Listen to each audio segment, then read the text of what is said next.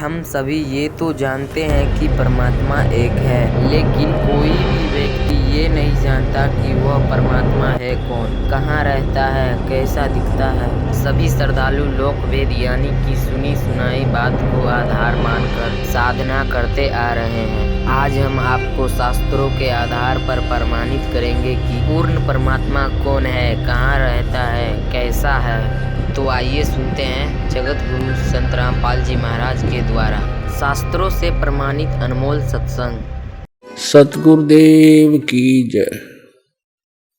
बंदी छोड़ कबीर परमेश्वर जी की जय।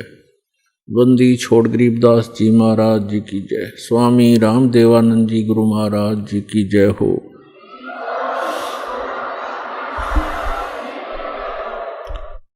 कर जोरूं विनती करूं, धरूं चरण पर शीश। गुरु जी राम देवानंद जी महाराज ने दियो नाम बख्शीश। भाई कोई कहे मारा राम बड़ो है, कोई कहे मारा राम बड़ा है, कोई कहे खुदाई रे, कोई कहे हमरा राम बड़ा है, कोई कहे खुदाई रे, कोई कहे ईसा मसीह बड़ा है। ये बाटा रहे लगाई रे, कोई कहे ईसा मसीह बड़ा है। ये बाटा रहे लगाई रे, कोई कहे मारा राम बड़ा है। तत्व ज्ञान के अभाव से हम अपने अपने इष्ट को सुप्रीम मान रहे हैं, क्योंकि हम अपने ही सदग्रंथों से परिचित नहीं हैं। न तो पवित्र हिंदू धर्म के श्रद्धालु अपने पवित्र सदग्रंथों शास्त्रों जैसे पवित्र वेदों से, पवित्र श्रीमद् भगवत गीता से और पवित्र पुराणों से परिचित नहीं है। इसी प्रकार मुसलमान धर्म के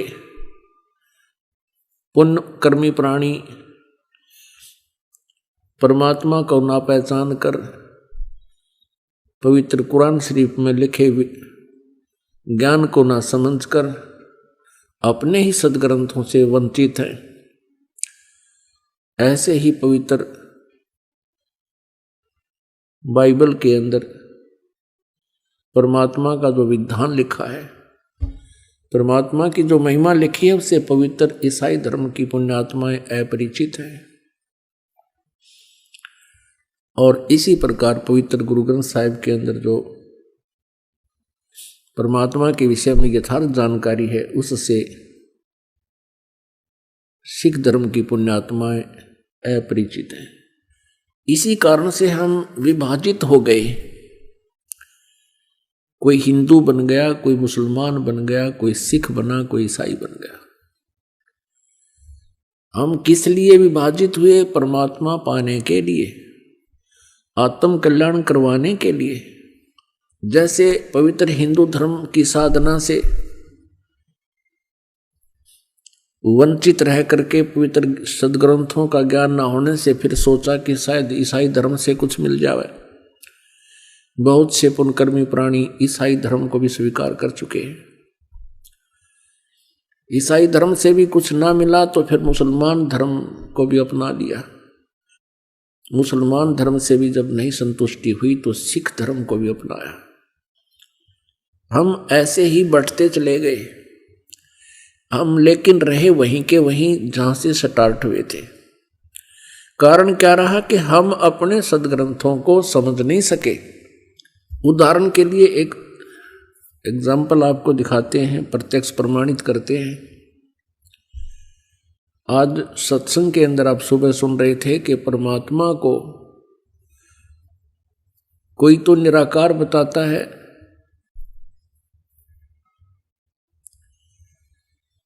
कि वो कभी जन्म नहीं लेता,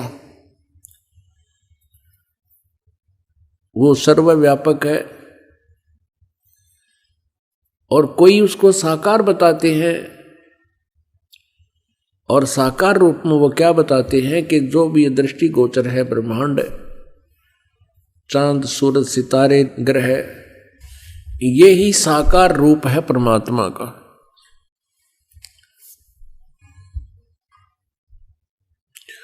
और इसी कारण से हम आज तक यही सिद्धांत बनाकर अपनी साधनाएं करते रहे। हम साकार मूर्ति रखते थे भगवान विष्णु जी की, पूजा करते थे।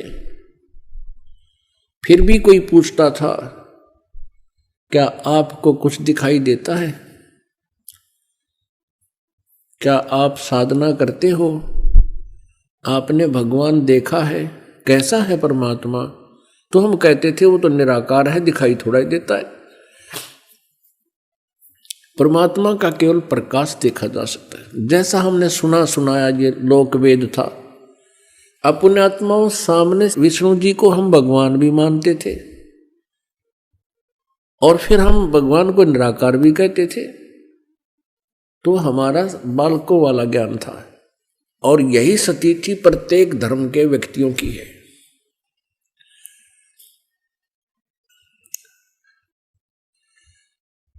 अब आपको बताते हैं परमात्मा कैसा है। परमात्मा परमेश्वर वो साकार है, नर आकार है, मनुष्य दृश्य है,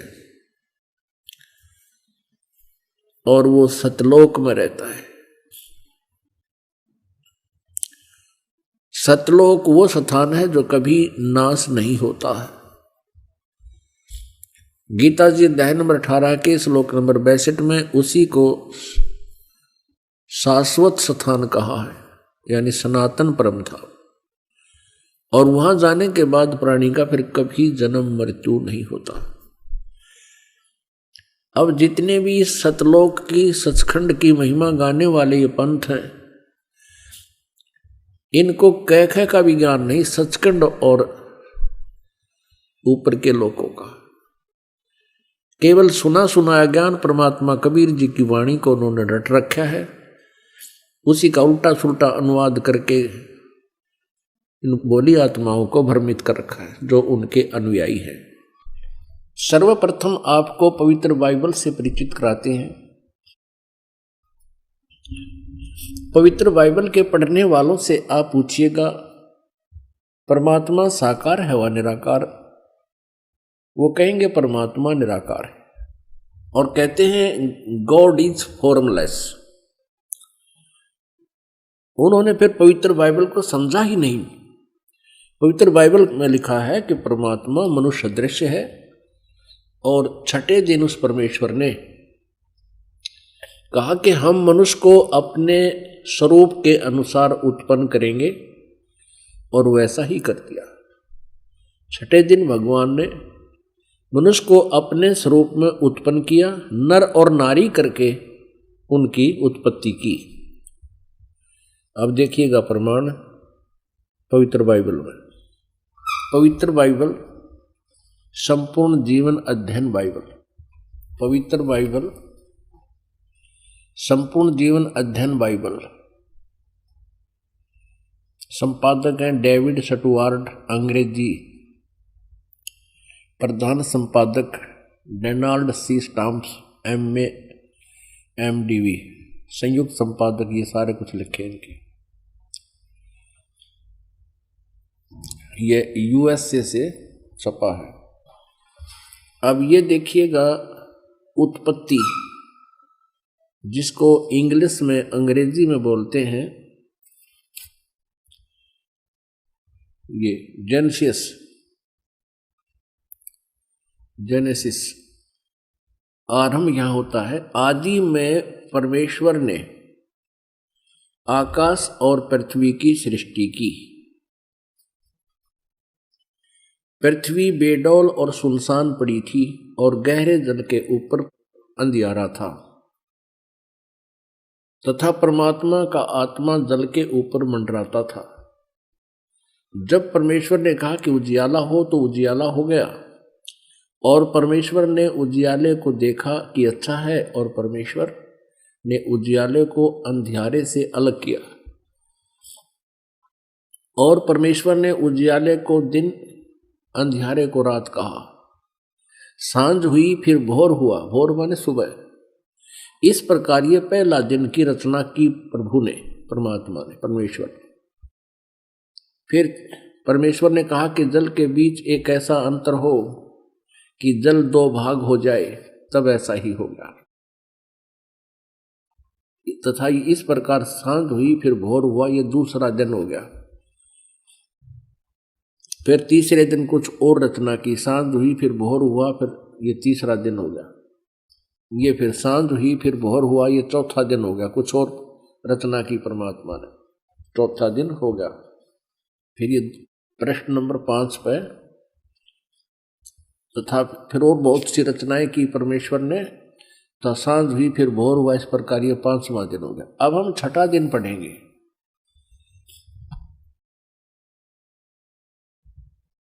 फिर परमेश्वर ने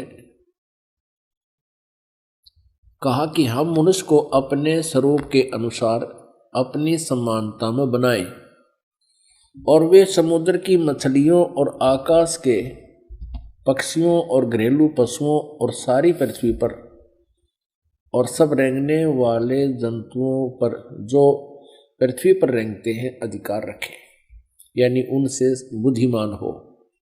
तब परमेश्वर ने मनुष्य को अपने स्वरूप के अनुसार उत्पन्न किया।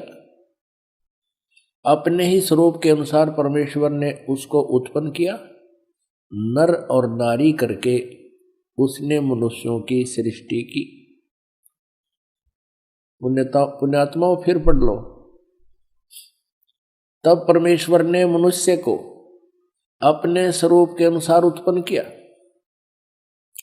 अपने ही स्वरूप के अनुसार परमेश्वर ने उसको उत्पन्न किया, नर और नारी करके मनुष्यों की सृष्टि की।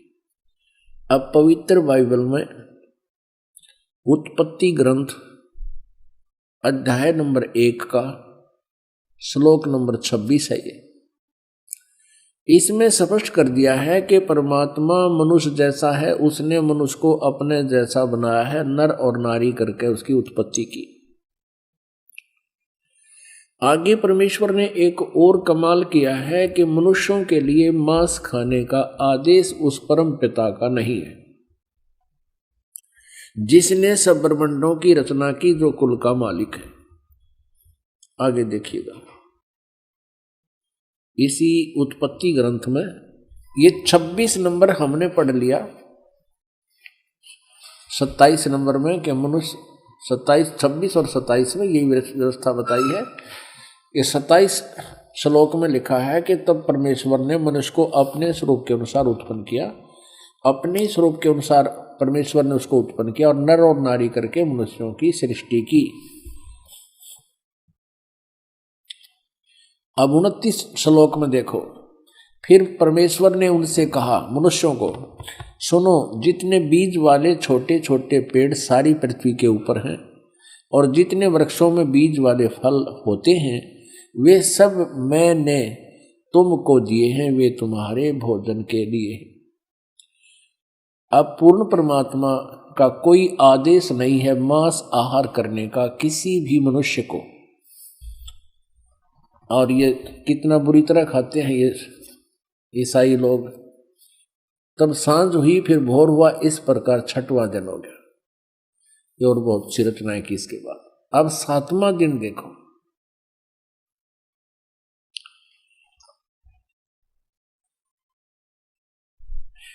यो आकाश और पृथ्वी और उनकी सारी सेना का बनाना समाप्त हो गया 6ठे दिन। और परमेश्वर ने अपना काम जिसे वह करता था 7वें दिन समाप्त किया, और उसने अपने किए हुए सारे काम से 7वें दिन विश्राम किया। और परमेश्वर ने 7वें दिन को आशीष दिया, उसे पवित्र ठहराया, सृष्टि के सारी रचना के काम से विश्राम लिया। अब पवित्र बाइबल से बहुत सी रहस्य जो है सामने आएंगे। एक और प्रमाण दिखाते हैं इसी पवित्र बाइबल में, ये देखिएगा। ये प्रश्न नंबर 11 पर भी यही समर्थन है। ये उत्पत्ति ग्रंथ है, 4-5 अध्याय हम चल रहे हैं। अब 5वां अध्याय में भी यही स्पष्ट किया स्टार्ट में, आदम से नूह तक का इसमें जिक्र है, विवरण है। आदम की वंशावली यह है कि जब परमेश्वर ने मनुष्य की सृष्टि की तब अपने ही स्वरूप में उसको बनाया। अब डबल दूसरी बार फिर यहाँ पर प्रमाणित कर दिया कि परमेश्वर ने मनुष्य की सृष्टि की तब अपने ही स्वरूप के में उसको बनाया। उसने नर और नारी करके मनुष्य की सृष्टि की और उन्हें आशीष दी और उनकी सृष्टि के दिन उसका नाम आदम रखा। अब स्पष्ट हो गया, 2 बार फिर कह दिया। अब आगे दिखाते हैं, ये भी दिखाते हैं कि ये 3 हैं जो इनको कंट्रोल करते हैं। किसको? ईसाई धर्म को। ये देखिए वो 3 हैं, 3 का भी प्रमाण आपको देते हैं। ये देखिएगा, ये है 24 पृष्ठ और वही उत्पत्ति यानी जेनेसिस 17-18। 3 अतिथि। अब्राहम ममरे के बांज वृक्षों के बीच कड़ी धूप के समय तंबू के द्वार पर बैठा हुआ था। अब्राहम, तब यूहन्ना ने उसे दर्शन दिया। उसने आंखें उठाकर दृष्टि की तो क्या देखा कि 3 पुरुष उसके सामने खड़े। ये तीनों ब्रह्मा विष्णु महेश। जब उसने उन्हें देखा तब उनसे भेंट करने के लिए तंबू के द्वार से दौड़ा और भूमि पर गिरकर दंडवत किया और कहने लगा, हे प्रभु, यदि मुझ पर तेरी अनुग्रह दृष्टि है तो मैं विनती करता हूँ, अपने दास के पास से चले न जाना। मैं थोड़ा सा जल लाता हूँ और आप अपने पांव धोकर इस वृक्ष के नीचे विश्राम करें। फिर मैं एक टुकड़ा रोटी ले आऊं और उसे आप अपने अपने जीव को तृप्त करें, तब उसके पश्चात आगे बढ़ें, क्योंकि आप अपने दास के पास इसलिए पधारे हैं। उन्होंने कहा, जैसा तू कहता है वैसा कर। अब देखो पुण्यात्मा, इस पवित्र बाइबल ने यह सिद्ध कर दिया कि परमात्मा मनुष्य सदृश है, वो साकार है, मनुष्य जैसा है, क्योंकि उसने मनुष्यों की सृष्टि अपने स्वरूप के अनुसार की।